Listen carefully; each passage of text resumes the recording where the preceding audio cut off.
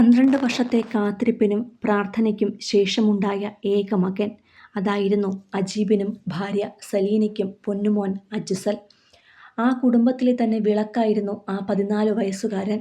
അവനു വേണ്ടിയായിരുന്നു അജീബും സലീനയും ഇക്കാലം അത്രയും ജീവിച്ചതും സ്വപ്നം കണ്ടതുമെല്ലാം. എന്നാൽ ബുധനാഴ്ച അച്ചൻകോവിലാറ്റിലെത്തിയ ആ കുഞ്ഞിനെ വിധി ജീവിതത്തിൽ നിന്നും തിരിച്ചെടുത്തപ്പോൾ നിലവിളിച്ചു കരയാൻ മാത്രമേ ആ പാവ മാതാപിതാക്കൾക്ക് കഴിഞ്ഞുള്ളൂ. ഇക്കഴിഞ്ഞ 14 വർഷങ്ങൾ അവനെ ഓമനിച്ചും കൊഞ്ചിച്ചും വളർത്തിയ അജീബിനും സലീനയ്ക്കും സഹിക്കാൻ കഴിയാത്ത വാർത്തയായിരുന്നു അത്. തങ്ങളുടെ എല്ലാ പ്രതീക്ഷകളും അവസാനിച്ചെന്ന സത്യം ഉൾക്കൊള്ളുവാൻ ഇനിയും കഴിഞ്ഞിട്ടില്ല അവർക്ക്. പ്രിയപ്പെട്ടവർക്കാർക്കും അവരെ സമാധാനിപ്പിക്കുവാനും കഴിയുന്നില്ല. പത്തനംതിട്ട മാർത്തോമ ഹയർ സെക്കൻഡറി സ്കൂളിലെ 9ാം ക്ലാസ് വിദ്യാർത്ഥിയായിരുന്നു അജ്സൽ. അവനും അവൻ്റെ കൂട്ടുകാർക്കുമെല്ലാം ഓണപരീക്ഷയായിരുന്നു കഴിഞ്ഞ കുറച്ചു ദിവസങ്ങളായി.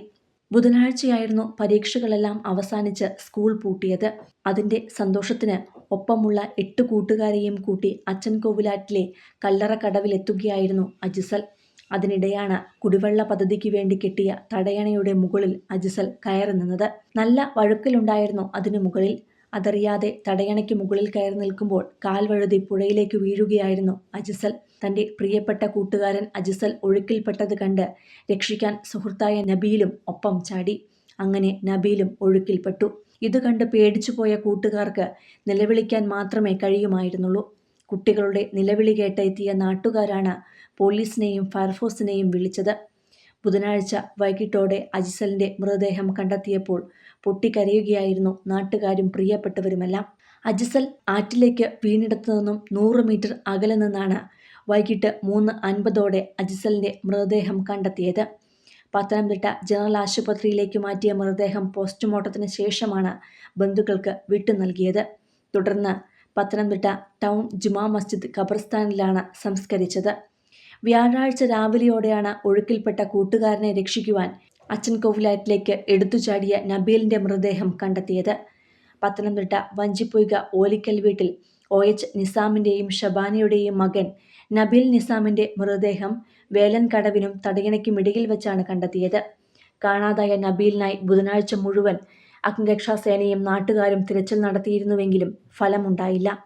പത്തനംതിട്ട ചെങ്ങന്നൂർ അഗ്നിരക്ഷാസേന യൂണിറ്റുകളിലെ സ്കൂബ ടീമും സ്വകാര്യ മുങ്ങൽ വിദഗ്ധരുമടക്കം വ്യാഴാഴ്ച രാവിലെ നടത്തിയ തിരച്ചിലിന് ഒടുവിലാണ് മൃതദേഹം കണ്ടെത്തിയത്. പത്തനംതിട്ട ജനറൽ ആശുപത്രിയിലെ പോസ്റ്റ്മോർട്ടത്തിന് ശേഷം മൃതദേഹം വീട്ടിലേക്ക് കൊണ്ടുപോവുകയും പിന്നീട് കൊന്നമൂട് പാറയിൽ ജുമാ മസ്ജിദിൽ ഖബറടക്കം നടത്തുകയുമായിരുന്നു. നബീലിനെയും അജ്സലിനെയും കാണുവാൻ ഒപ്പം പഠിച്ച കൂട്ടുകാരും എല്ലാം എത്തിയിരുന്നു. ഓണം പൊളിക്കണമെന്ന് പറഞ്ഞ് കൂട്ടുകാരോട് യാത്ര പറഞ്ഞു പോയ 2 പേരുടെ ചേതനയറ്റ മൃതദേഹങ്ങൾക്കരികെ വിങ്ങിപ്പൊട്ടി കരയുകയായിരുന്നു കൂട്ടുകാരെല്ലാം. സിനിമ, ഫാഷൻ, ലൈഫ് സ്റ്റൈൽ വാർത്തകൾക്കായി മലയാളി ലൈഫ് സബ്സ്ക്രൈബ് ചെയ്യൂ. ലേറ്റസ്റ്റ് അപ്ഡേറ്റ്സിനായി ബെൽ ബട്ടണും അമർത്തുക.